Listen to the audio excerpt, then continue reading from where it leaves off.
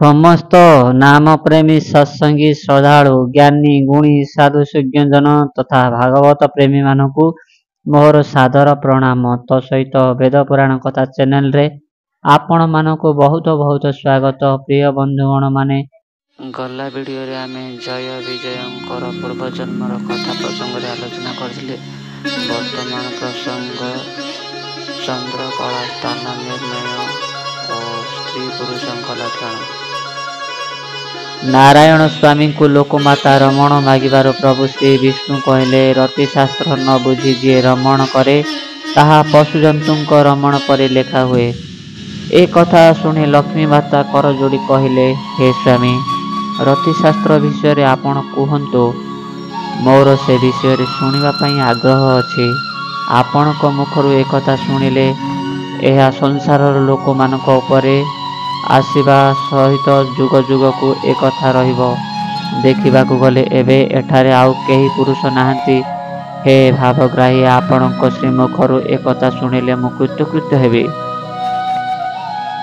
भगवान श्री नृसिंह कहले, हे सखी एबे सावधान होई स्त्री पुरुषंकर श्री चंद्रकला लक्षण शुण।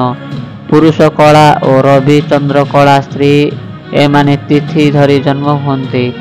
कृष्ण शुक्ल पक्षरे जेपरी सूर्योदय होती सही कथा मानकु चिन्ह मनीष चलिबाटा उचित अटे। शास्त्र रे चंद्रंक उदय स्थान विषय प्रथमे शुण सखी। प्रथमे शशि शुक्ल पक्षरे उदय होई वृद्धा अंगुली उपरे प्रतिपाद राति रे बसे। द्वितीय दिन रे से जाई पाद तले स्थित करे। चंद्र को नचिने लोक माने शांति रे मेलन होती। तृतीय दिन रे चंद्र गोल रे वास करे। चतुर्थ दिन रे जानु रे प्रकाश पाए। पंचमी तिथि रे चंद्र निबिबंधे रहे। षष्ठी तिथि रे चंद्र नाभि मंडल रे रहे। सप्तमी तिथि रे चंद्र हृदय रे रहे। अष्टमी तिथि रे कुक्षु भाग रे। नवमी तिथि रे पाद अग्र रे भाग रे चंद्र रे जाई प्रवेश हुअते। दशमी तिथि रे चंद्र जुगल मंडल रे रुहे। दिन को दिन ताहार कला बढ़ुଥାଏ। एकादशी दिन चंद्र अधर रे वास करे। द्वादशी दिन नयन रे प्रवेश करे। त्रयोदशी दिन चंद्र श्रवण रे। चतुर्दशी दिन कपाल रे। पूर्णिमा दिन चंद्र मथा उपरे रहे। एहीपरि शुक्ल पक्ष दिन गुड़ा करे शशि स्त्री मानक देहरे अंगरे रुहंती। कृष्ण पक्षरे स्त्री मानक मथारु चंद्र खसंती। कृष्ण पक्षरे स्त्री मानकर क्यों क्यों अंगरे चंद्र रुहंती शुण कमला। एक कथा नारायण लक्ष्मी को कहउचंती। युवतीर दक्षिण भागरु चंद्र खसी आसी कृष्ण प्रतिपदा दिन ललाटरे बसे। द्वितीय दिन चंद्र युवती मानकर नेत्र रे बसे। तृतीय दिन अधर रे प्रकाश हुए।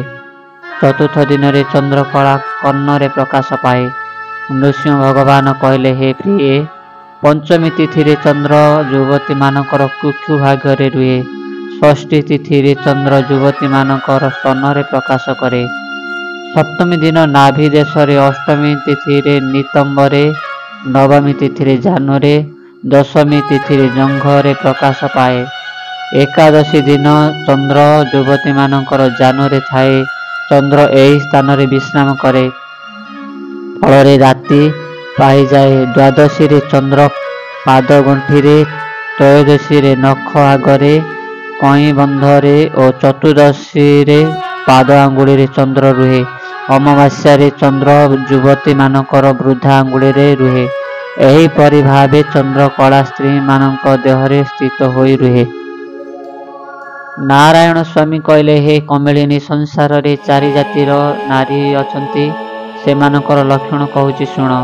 पद्मिनी, चित्रिणी, शंखिनी, हस्तिनी एमानंकु पद्मजनी सजिछंती। ए चारि जाति नारी पाई चारि जाति पुरुषों को मध्य ब्रह्मा खंजिछंती।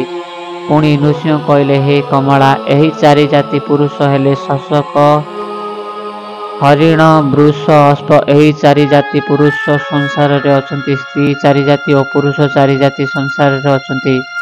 सेमानकर गुण एवं मु तुम आगरे कहबी। प्रथमे पुरुषंकर गुण शुण। शशक पुरुष जो माने सेमानक कांदरे लक्ष्मी सर्वदा वास करिथांती। सुज्ञानी, सुरस, भोगी, दाता, सत्यवंत, सुबुद्धि, ସାଧୁଶୀଳ ଦୟାଳୁ ପଣ୍ଡିତ ସକଳ ଆତ୍ମାକୁ ଯିଏ ସମାନ ଭାବେ ଦେଖେ, ନିଜ ଆତ୍ମାକୁ ଯିଏ ସମସ୍ତଙ୍କର ଘଟରେ ଚିହ୍ନେ ଓ ତାଙ୍କର ଅଙ୍ଗରେ 32 ଲକ୍ଷଣ ବିରାଜ କରୁଥାଏ, ସେହି ପୁରୁଷ ପଦ୍ମିନୀ ଜାତୀୟ ନାରୀ ଗ୍ରହଣ କରେ। ଏହି ପୁରୁଷ ଲିଙ୍ଗର ମାପ 16 ଆଙ୍ଗୁଳି ନିଶ୍ଚିତ ହୋଇଥିବ। ମୃଗ ଜାତିର ପୁରୁଷ ଲକ୍ଷଣ ଶୁଣ। ଯେଉଁ ପୁରୁଷମାନେ ଅତ୍ୟନ୍ତ ସୁନ୍ଦର, ଦେହର ଗଠନ ଉତ୍ତମ, ଧର୍ମରେ ସବୁଦିନେ ଚାଲୁଥାଏ, ପରାମର୍ଥୀ ତୀର୍ଥବ୍ରତ କରି ମନକୁ ସନ୍ତୋଷ କରେ, କୋମଳ ମଧୁର ଭାଷା ପାଟିରୁ ସର୍ବଦା ବାହାରୁଥାଏ ଓ ତାହାର ଅଙ୍ଗ ଶୁଦ୍ଧ ଅଟେ, ସେହି ପୁରୁଷର ସହିତ ଚିତ୍ରିଣୀ ନାରୀ ବିଜେ କରେ। ଏହି ପୁରୁଷର ଲିଙ୍ଗର ମାପ 7 ଆଙ୍ଗୁଳ ଅଟେ। ବୃଷ ଜାତୀୟ ପୁରୁଷ କଥା କହୁଛି ଶୁଣ କମଳିନୀ। ଏହି ଜାତିର ପୁରୁଷ ଶଙ୍ଖିନୀ ଜାତୀୟ ନାରୀକୁ ଭୋଗ କରେ। ଏଭଳି ପୁରୁଷର ରସିକପଣ ଥାଏ। ଏହି ପୁରୁଷ ବହୁତ ତର୍କ କରେ, 36 ରାଗିଣୀ ଛନ୍ଦରେ ଗୀତ ଗାଇପାରେ, ସୀତାର ବଂଶୀ ବୀଣା ବଜାଇପାରେ, ବେଶ୍ୟା ସଙ୍ଗ କରେ, କପଟ ପଶା ଖେଳିବା ସହିତ ନାରୀମାନଙ୍କ ସହିତ ହସ ରହସ୍ୟ ହୁଏ। ଏ ଜାତିର ପୁରୁଷ ଦିନକୁ 2 ଥରରୁ ଅଧିକ ରମଣ କଲେ ମଧ୍ୟ ଶାନ୍ତି ହୁଏ ନାହିଁ, ସବୁବେଳେ ନାରୀ ଅଙ୍ଗରେ ଲୋଭ ରଖେ। ଏଭଳି ପୁରୁଷର ପ୍ରିୟା କେବଳ ଶଙ୍ଖିନୀ ଜାତୀୟ ନାରୀ ହୋଇପାରିବେ। ଏହି ପୁରୁଷର ଲିଙ୍ଗର ମାପ 9 ଆଙ୍ଗୁଳି। ଅଶ୍ପ ଜାତୀୟ ପୁରୁଷ କଥା ଶୁଣ ସଖୀ। ପାଷାଣ୍ଡ ହୃଦୟ, ଛାତି ଦମ୍ଭ, ମାୟା, କୂଟ, କପଟ ଛନ୍ଦ ଥାଏ। ଏ ଜାତିର ପୁରୁଷ ବହୁତ ଜାଣିଥାଏ। ଏଭଳି ପୁରୁଷ ପାଇଁ କେବଳ ହସ୍ତିନୀ ଜାତୀୟ ସ୍ତ୍ରୀ ହିଁ ଭୋଗ୍ୟ। ଏ ପୁରୁଷର ଲିଙ୍ଗର ମାପ 10 ଆଙ୍ଗୁଳି ଅଟେ। ଏମାନେ ଯେତେ ରତି କଲେ ବି ଶାନ୍ତି ହୋଇପାରନ୍ତି ନାହିଁ, ସବୁବେଳେ ନୂଆ ନୂଆ ଯୁବତୀ ଭେଟିବାକୁ ଚାହାନ୍ତି। ଏଭଳି ପୁରୁଷ ରତି କଲାବେଳେ ସିଂହଙ୍କ ଭଳି ନାରୀମାନଙ୍କୁ ଝାମ୍ପ ଦିଅନ୍ତି, ଅଧିକ ସମୟ ରତିରେ ସମୟ ନେଇଥାନ୍ତି। ପ୍ରଭୁ ନୃସିଂହ ସ୍ୱାମୀ ଏହାପରେ କମଳିନୀଙ୍କୁ କହିଲେ, ରାତି ବିଳମ୍ବ ହେଲାଣି, ଏବେ ବିଶ୍ରାମ ନିଅ। ପରବର୍ତ୍ତୀ ସମୟରେ ମୁଁ ତୁମକୁ 4 ନାରୀଙ୍କ ବିଷୟରେ କହିବି। ଏହା କହି ନାରାୟଣ ସ୍ୱାମୀଙ୍କୁ କୋଳରେ ଧରି ପଲଙ୍କକୁ ଗଲେ। ଭଗବାନ ଶ୍ରୀ ବିଷ୍ଣୁ ଲୋକମାତାଙ୍କୁ କହୁଛନ୍ତି, ହେ ସଖୀ, ଏବେ ଯୁବତୀ 4 ଜାତିଙ୍କ ଲକ୍ଷଣ କହୁଛି ଶୁଣ। ପ୍ରଥମେ ଏ 4 ଜାତିର ବାସନା ବିଷୟରେ କହୁଛି ପ୍ରିୟେ। ପଦ୍ମିନୀ ସ୍ତ୍ରୀର ଦେହ ପଦ୍ମପ୍ରାୟ ବାସେ। ଚିତ୍ରିଣୀ ସ୍ତ୍ରୀର ଦେହ କର୍ପୂର ପରି ବାସନା ହୁଏ। ଶଙ୍ଖିନୀ ସ୍ତ୍ରୀର ଦେହ ଆଇଁଷିଆ ବାସେ। ହସ୍ତିନୀ ସ୍ତ୍ରୀର ଦେହ ମଇଁଷିଆ ବାସେ। ପଦ୍ମିନୀ ସ୍ତ୍ରୀର ଚାଲି ହଂସ ପରି ହୋଇଥାଏ। ଚିତ୍ରିଣୀ ଜାତୀୟ ସ୍ତ୍ରୀର ଚାଲି ଗଜ ପରି ହୋଇଥାଏ। ଶଙ୍ଖିନୀ ଜାତୀୟ ସ୍ତ୍ରୀର ଚାଲି ଦମଦମ ଶୁଭେ। ହସ୍ତିନୀ ଜାତୀୟ ସ୍ତ୍ରୀ ଚାଲିଲା ବେଳେ ତାହାର ଗଣ୍ଠି ଫୁଟେ। ପଦ୍ମିନୀ ଜାତୀୟ ସ୍ତ୍ରୀର କ୍ରୋଧ କ୍ଷଣକ ଭିତରେ ଶାନ୍ତ ହୋଇଯାଏ। ଚିତ୍ରିଣୀର କ୍ରୋଧ ଘଡ଼ିଏ ପର୍ଯ୍ୟନ୍ତ ଯାଏ। ଶଙ୍ଖିନୀ କ୍ରୋଧ 15 ଦିନ ଯାଏ। ଏହି ଜାତିର ସ୍ତ୍ରୀ ସଜେଇ ହୋଇ କାନ୍ଦୁଥାଏ। ହସ୍ତିନୀ ସ୍ତ୍ରୀର କ୍ରୋଧ 17 ଦିନ ଯାଏ। ଏହି ଜାତିର ସ୍ତ୍ରୀମାନଙ୍କୁ କେହି ଶାନ୍ତି କରିପାରନ୍ତି ନାହିଁ। ପଦ୍ମିନୀ ଜାତୀୟ ସ୍ତ୍ରୀ ଯେବେ ମୁଖ ଟେକି କହିବ, ତେବେ ତାହାର ବାକ୍ୟ ପିକ ଭାସିଲା ପରି ଶୁଭିବ। ତାହାର ମୁହଁ ସବୁବେଳେ ଦର୍ପଣ ପରି ଦେଖାଯାଏ। ଅଳ୍ପ ଆହାରରେ ଏହି ଜାତୀୟ ନାରୀ ସନ୍ତୁଷ୍ଟ ହୁଅନ୍ତି। ସୁଶୀଳ, ସୁଭାଙ୍ଗୀ, ସର୍ବସୁଲକ୍ଷଣୀ, ସୁନ୍ଦରୀ, ମିଷ୍ଟାଭାଷୀ, ଦରଦୀ ଆଦି ଗୁଣ ପଦ୍ମିନୀ ଜାତୀୟ ନାରୀଠାରେ ଥାଏ। ଯେଉଁ ନାରୀ ସକାଳୁ ଉଠି ନାରାୟଣକୁ ସ୍ମରଣ କରେ, ବିକଚ ପଦ୍ମ ବଦନ ଯାହାର ନେତ୍ର କୁରଙ୍ଗୀ ପରି, ଗୌରବର୍ଣ୍ଣ ଶରୀର, କଠିନ କୁଚ, ଏସବୁ ଚିତ୍ରିଣୀ ଜାତୀୟ ସ୍ତ୍ରୀଠାରେ ଦେଖିବାକୁ ମିଳେ। ଯେଉଁ ସ୍ତ୍ରୀର ଚାଲି ଦମ ଦମ, ବକ୍ଷ ଉଚ୍ଚ, ଯୁବକମାନଙ୍କୁ ଦେଖିଲେ ଯେଉଁ ନାରୀ ହସେ, ଉତ୍ତମ ପ୍ରୀତିକୁ ଯିଏ ସର୍ବଦା ଚାହିଁଥାଏ, କୁଚକୁ ମର୍ଦ୍ଦନ କଲେ ଯିଏ ଖୁସି ପାଏ, ରତି ରସରୁ ଉଣା ହେଲେ ସେ ଦିନ ଯାକ ଗାରୁ ଗାରୁ ହୁଏ, ଏଭଳି ଗୁଣ ଥିବା ସ୍ତ୍ରୀକୁ ଶଙ୍ଖିନୀ ଜାତୀୟ ସ୍ତ୍ରୀ କୁହନ୍ତି। ଯେଉଁ ସ୍ତ୍ରୀ କଥା କହିଲେ କଳି କଲା ପରି ଶୁଭେ, ଠିଆ ହୋଇଥିଲେ ଗଛ ପରି ପ୍ରତୀୟମାନ ଜଣାପଡ଼େ, ବକ୍ର ଚାହାଣୀରେ ଯୁବକମାନଙ୍କୁ ଆକର୍ଷଣ କରେ, ଯାହାର ଲୋମ ପିଙ୍ଗଳ ଓ ଦେହ ସାରା ଲୋମ ଉଠିଥାଏ। ଡେଙ୍ଗା ପୁରୁଷ ଦେଖିଲେ ଯେଉଁ ନାରୀ କାମରେ ଘାରି ହୁଏ, ଯାହାର ଶରୀର ପୃଥଳ, ତାହାକୁ ହସ୍ତିନୀ ଜାତୀୟ ସ୍ତ୍ରୀ କୁହନ୍ତି। ଏମାନେ ଭାରି ଭୟଙ୍କର ନାରୀ ଅଟନ୍ତି। ନାରାୟଣ ସ୍ୱାମୀ ଲୋକମାତାଙ୍କୁ କହୁଛନ୍ତି, ହେ ସଖୀ, କେଉଁ ତିଥିରେ କେଉଁ ଜାତୀୟ ନାରୀ ବଶ ହୁଅନ୍ତି ଶୁଣ। ଦ୍ୱିତୀୟା, ଚତୁର୍ଦ୍ଦଶୀ, ଚତୁର୍ଥୀ, ପଞ୍ଚମୀ ଏ ଚାରି ତିଥିରେ ପଦ୍ମିନୀ ସ୍ତ୍ରୀ ବଶ ହୁଏ। ଷଷ୍ଠୀ, ଦ୍ୱାଦଶୀ, ଅଷ୍ଟମୀ ଏ ତିନି ତିଥିରେ ଚିତ୍ରିଣୀ ନାରୀ କାମରେ ବିହ୍ୱଳ ହୁଅନ୍ତି। ଏକାଦଶୀ, ତ୍ରୟୋଦଶୀ, ପ୍ରତିପଦ, ସପ୍ତମୀ ଏ ତିଥିମାନଙ୍କରେ ସଂଖିନୀମାନେ କାମସରରେ ବିହ୍ୱଳ ହୁଅନ୍ତି। ଚତୁର୍ଦ୍ଦଶୀ, ଅମାବାସ୍ୟା, ପୂର୍ଣ୍ଣମୀ ଏହି ତିଥିରେ ହସ୍ତିନୀ ସ୍ତ୍ରୀମାନେ କାମନାରେ ଜର୍ଜରିତ ହୋଇଥାନ୍ତି। ଭଗବାନ ବିଷ୍ଣୁ କହୁଛନ୍ତି ଆଗ ରାମାବର। ଚନ୍ଦ୍ର କେଉଁ ଦିନ କେତେ କଳା ଧରେ ସେ ବିଷୟରେ କହୁଛି ଶୁଣ। ପ୍ରତିପଦାରେ ଚନ୍ଦ୍ର ଏକ କଳା ନେଇ ଉଦୟ ହୁଏ। ବୃଦ୍ଧା ଆଙ୍ଗୁଳିରେ ଚନ୍ଦ୍ର ରହି ରାତ୍ରିକୁ ଭୋଗ କରେ। ଦ୍ୱିତୀୟ ଦିନ ବୃଦ୍ଧା ଆଙ୍ଗୁଳିରୁ ଯାଇ ପାଦରେ ବସେ। ଦୁଇ ଗୋଟି କଳା ରହି ଚନ୍ଦ୍ର ପ୍ରକାଶ ପାଏ। ତୃତୀୟା ଦିନ ଚନ୍ଦ୍ର ତିନି କଳା ଘେନି ଜଙ୍ଘରେ ପ୍ରବେଶ କରେ। ଚତୁର୍ଥ ଦିନରେ ଚନ୍ଦ୍ର ଚାରି କଳା ଧରି ରାତି ସାରା ଜାନୁଯୁଗଳରେ ରହିଥାଏ। ପଞ୍ଚମୀ ତିଥିରେ ଚନ୍ଦ୍ର ପାଞ୍ଚ କଳା ଧରି କୁକ୍ଷୀରେ ରହି ରାତି କଟାଏ। ଷଷ୍ଠୀ ତିଥିରେ ଚନ୍ଦ୍ର ଷଷ୍ଠ କଳା ଧରି ନାଭି ଦେଶରେ ବିଜେ କରି ହୃଦୟକୁ ଯାଏ। ସପ୍ତମୀ ତିଥିରେ ଚନ୍ଦ୍ର ସାତ କଳା ରହେ। ଅଷ୍ଟମୀ ତିଥିରେ ଆଠ କଳା ଧରି ନାରୀଙ୍କର ଉଦରରେ ରାତି ସାରା ରୁହେ। ନବମ ତିଥିରେ ଚନ୍ଦ୍ର ନଅ କଳା ଧରି ନାରୀଙ୍କର କଣ୍ଠରେ ଦିନ ଓ ରାତି ରୁହେ। ଦଶମୀ ତିଥିରେ ଚନ୍ଦ୍ର 10 କଳା ଧରି ଦିନ ରାତି ରୁହେ। ଏକାଦଶୀରେ 11 କଳା ଧରି ନାରୀଙ୍କର ଅଧରରେ ରୁହେ। ଦ୍ୱାଦଶୀରେ 12 କଳା ଧରି ନାରୀଙ୍କର ନେତ୍ରରେ ରୁହେ। ତ୍ରୟୋଦଶ ଦିନ 13 କଳା ଧରି ନାରୀଙ୍କର କର୍ଣ୍ଣଚନ୍ଦ୍ରରେ ରୁହେ।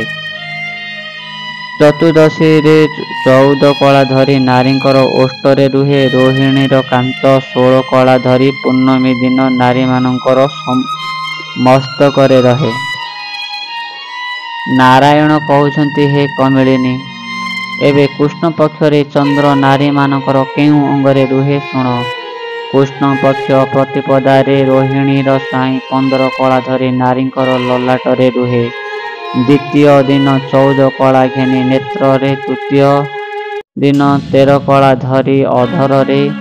ଚତୁର୍ଥ ଦିନରେ 12 କଳା ଧରି ଗଣ୍ଡ ଦେଶରେ। ପଞ୍ଚମ ଦିନ 11 କଳା ଧରି କାଖରେ। ଷଷ୍ଠ ଦିନ 10 କଳା ଧରି ହୃଦୟରେ। ସପ୍ତମୀ ତିଥିରେ 9 କଳା ଧରି ନାଭିରେ। ଅଷ୍ଟମ ଦିନ 8 କଳା ଧରି କଟିରେ। ନବମୀ ଦିନ 7 କଳା ଧରି ଯୁବତୀ ନଦୀବନ୍ଧରେ। ଦଶମୀ ଦିନ 16 କଳା ଧରି ହାତରେ। ଏକାଦଶୀ ତିଥିରେ 5 କଳା ଧରି ଜାନୁରେ। ଦ୍ୱାଦଶୀରେ 4 କଳା ଧରି ଗୁଳୁଫେ। ତ୍ରୟୋଦଶ ଦିନରେ 3 କଳା ଧରି ପାଦରେ। ଚତୁର୍ଦ୍ଦଶୀରେ 2 କଳା ଧରି ଆଙ୍ଗୁଳିରେ ଓ ଅମାବାସ୍ୟାରେ 1 କଳା ଧରି ନାରୀମାନଙ୍କର ବୃଦ୍ଧା ଆଙ୍ଗୁଳିରେ ଚନ୍ଦ୍ର ବାସ କରେ। ବାମରେ ଶୁକ୍ଳପକ୍ଷ ଓ ଦକ୍ଷିଣରେ କୃଷ୍ଣପକ୍ଷ ଏହିପରି ଚନ୍ଦ୍ର ନାରୀମାନଙ୍କର ଦେହରେ ଆତଯାତ ହୁଅନ୍ତି। ଶୁଣ କମଳିନୀ, ଏହିପରି ଚନ୍ଦ୍ର କଥା ପ୍ରସଙ୍ଗରେ କହିଲେ ସରିବ ନାହିଁ। ତୁମକୁ ସେଥିରୁ କିଛି କହିଲି। ଏହା ଶୁଣି ଲୋକମାତା ହସିଲେ ଓ କହିଲେ, ଏତେ କଥା କେଉଁ ନାରୀ ଜାଣି ରମଣ କରିବ ପ୍ରଭୁ? ନାରୀର ଧୈର୍ଯ୍ୟ ରହିବ ତ? ଯେଉଁମାନେ ସୁପୁରୁଷ ସେ ନିଜକୁ ସମ୍ଭାଳି ନାରୀ ପାଖକୁ ରମଣ ପାଇଁ ଆସିବେ ନାହିଁ। କିନ୍ତୁ ନାରୀ ରମଣ କଲାବେଳେ ଏତେ କଥା ବିଚାରକୁ ଆଣିବା କଷ୍ଟ। ହେ ସ୍ୱାମୀ, ଖାଦ୍ୟ ଖାଇଲେ ସିନା ଭୋକ କମିଯାଏ, ଶୋଇଲେ ନିଦ ମାଡ଼େ ନାହିଁ, ପିଇଲେ ଶୋଷ ହୁଏ ନାହିଁ। ଆଖିରେ ଦେଖିବା କଥା ସତ ଅଟେ, ନଥାଇ ଖୋଜିଲେ ମିଳିବା ସମ୍ଭବ ନୁହେଁ। କଳହ ସ୍ଥାନରେ ଜଣେ ସାକ୍ଷୀ ନଥିଲେ ନ୍ୟାୟ କରି ହୁଏ ନାହିଁ। ନାରୀ ଜାତି 7କୁ 17 କହିବା ତାଙ୍କର ଅଭ୍ୟାସ। 200 ଦେଖିଲେ 900 ଦେଖିଛି ବୋଲି ନାରୀମାନେ କହୁଛନ୍ତି। ହେଲେ ପ୍ରଭୁ ସଂସାରରେ ନାରୀମାନଙ୍କୁ ଆପଣ କୁହନ୍ତୁ ଯେ ସେମାନେ କେଉଁ ଦିନ ରମଣ କରିବେ? ପ୍ରଭୁ ନୃସିଂହ ହସିଲେ ଓ କହିଲେ, ଯେଉଁଦିନ ଚନ୍ଦ୍ର 16 କଳା ଧରି ନାରୀମାନଙ୍କର ଦେହରେ ବାସ କରନ୍ତି, ସେହିଦିନ ରମଣ ଫଳପ୍ରଦ ହୁଏ। ଏହିପରି ଜ୍ଞାନ ଦେଉ ଦେଉ ରାତି ଶେଷ ହୋଇଗଲା। ପ୍ରଭୁ ଖଟରୁ ଓହ୍ଲାଇ ସ୍ନାନ କରିବା ପାଇଁ ଚାଲିଲେ। ସୁବାସ ଜଳରେ ଲକ୍ଷ୍ମୀ ମୁଖ ପଖାଳିଲେ। ନାନାଦି ଦେବାର୍ଚ୍ଚନା ସାରି କମଳିନୀ ଚକ୍ରପାଣିଙ୍କ ପାଖକୁ ଆସିଲେ। ସନ୍ଧ୍ୟାକର୍ମ ଶେଷ ଓ ନୃସିଂହ ଭଗବାନ ସାରିଲେ। 64 ସହସ୍ର କନ୍ୟା ଦୁଇ ଭାଇଙ୍କ ସେବାରେ ଲାଗିଲେ। पुत्रवधूଙ୍କୁ ରାଣୀ ଭଗବତୀ ସୁବେଶ କରାଇ ଲୋକମାନଙ୍କୁ ପରିଚୟ କରାଇଲେ। କୃଷ୍ଣବଲ୍ଲଭ ରାଜା ସିଂହାସନ ଉପରେ ବିଜେ କଲେ। ସୁଜାଣ ମନ୍ତ୍ରୀ ଓ କର୍ଣ୍ଣାଟେଶ୍ୱର ରାଜା ନୃସିଂହ ମହାପ୍ରଭୁଙ୍କ ଓ ଗରୁଡ଼ଙ୍କ ପାଦ ପୂଜା କଲେ। ସଭାରେ ବସି ସମସ୍ତେ ଦାରୁଣ ଦୈତ୍ୟର ମୃତ୍ୟୁ କଥା ହେଉଥିଲେ। ସଭାରେ ଶେଷଦେବଙ୍କ ଯୁଦ୍ଧକୁ ସମସ୍ତେ ଧନ୍ୟ ଧନ୍ୟ କହିଲେ। ତିନି ଲୋକରେ ଯାହାର ମୃତ୍ୟୁଭେଦକୁ ଜଣା ନଥାଏ ତାକୁ ଶେଷଦେବ ତିଳପ୍ରାୟ କରି ନାସା ଭିତରେ ପଶି ମାରିଦେଲେ। ସମସ୍ତଙ୍କ ମୁଖରୁ ପ୍ରଶଂସା ଶୁଣି ଶେଷଦେବ କହିଲେ, ଆମେ ଦୁଇ ଭାଇଙ୍କ ଉପରେ ତୁମେ ଭରସା ରଖ। ରାଜା କୃଷ୍ଣବଲ୍ଲଭ କହିଲେ, ସୁଜାଣ ମନ୍ତ୍ରୀ ଓ କର୍ଣ୍ଣାଟେଶ୍ୱର ଲାଗି ବଦ୍ରିକାବାସୀ ଆଜି ଗର୍ବିତ। ବିନତା ସୁତ କଥା ମୁଁ କ'ଣ କହିବି, ସେ ତ ବିଷ୍ଣୁଙ୍କ ସହିତ ସମାନ ଅଟନ୍ତି। ବଦ୍ରିକାବାସୀ କହିଲେ, ହେ ମହାଭାଗ, ନୃସିଂହ ଓ ଶେଷଦେବ ଆମ ପାଖରେ ଥିଲେ ମୁରାସୁର ଦୈତ୍ୟକୁ ଆମେ ଆଉ ଡରିବୁ ନାହିଁ। ବଦ୍ରିକାବାସୀଙ୍କ କଥା ଶୁଣି ପ୍ରଭୁ ନୃସିଂହ ତୁନି ହୋଇଗଲେ। ଦକ୍ଷିଣ ମୁଖ କରି ଚାହିଁଲେ। ତାଙ୍କ ହୃଦୟରେ ରାଗ ବଢ଼ିଗଲା। ମୁରାସୁର ଦୈତ୍ୟ ନଗର ଆଡ଼କୁ ନିଶକୁ ମୋଡ଼ି ଚାହିଁଲେ ଓ କହିଲେ, ଆରେ ମୂର, ତୋହର କାଳ ଏବେ ପୂରିଲା। ରେ ଚଣ୍ଡାଳ, ତୁ ତୋହର ନାତି ଆଡ଼ୁ ବଂଶକୁ କ୍ଷୟ କଲୁ। ତୋହର ମରିବା ପାଇଁ ଆଉ 7 ଦିନ ସମୟ ଅଛି।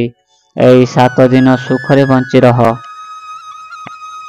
ବ୍ରହ୍ମା କହିଲେ, ହେ ମହାମୁନି ନାରଦ, ଏହିଠାରେ ନୃସିଂହ ପୁରାଣର 4ଥ ସାଗର କଥା ପୂର୍ଣ୍ଣ ହେବ। ଏବେ 5ମ ସାଗର କଥାକୁ ଲୟ କରି ରଖିଥା। 5ମ ଖଣ୍ଡରେ ଦୈତ୍ୟ ମୁରାସୁର ଯୁଦ୍ଧ କରିବା ପାଇଁ ଆସିବ। ନୃସିଂହ ସ୍ୱାମୀଙ୍କ ଶତ୍ରୁ ହୋଇ ସେ ନିଶ୍ଚିତ ମରିବ। ଭଗବାନଙ୍କର ଯିଏ ଶତ୍ରୁ ହୁଏ ତାକୁ ଭଗବାନ ଅଳ୍ପକେ ମାରି ଦିଅନ୍ତି, ତାହାର ବଂଶକୁ ନିବାରଣ କରନ୍ତି। ଭକ୍ତ ବତ୍ସଳ ହରି ଅଟନ୍ତି। ଭକ୍ତଙ୍କ ଶତ୍ରୁଙ୍କୁ ମଧ୍ୟ ହରି ମାରି ଦେଇଥାନ୍ତି।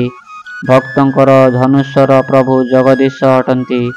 ହେ ନାରଦ, ସେ ଧନୁଷର ନାମ ଶୁଣ। ଭକ୍ତି ରସ କଥା କହୁଛି। ନାରଦ ମନ ଦେଇ ଶୁଣ। ଶ୍ରୀ ଜଗନ୍ନାଥଙ୍କ ନାମକୁ ଅନୁକୂଳ କରି ଆଦିମୂଳ ଶତ୍ରୁକୁ କ୍ଷୟ କରିବେ। ଶ୍ରୀ ମଧୁସୂଦନ ନାମରେ ପଶୁପାତ ସର କରି ଶତ୍ରୁକୁ ଜୟ କରିବେ।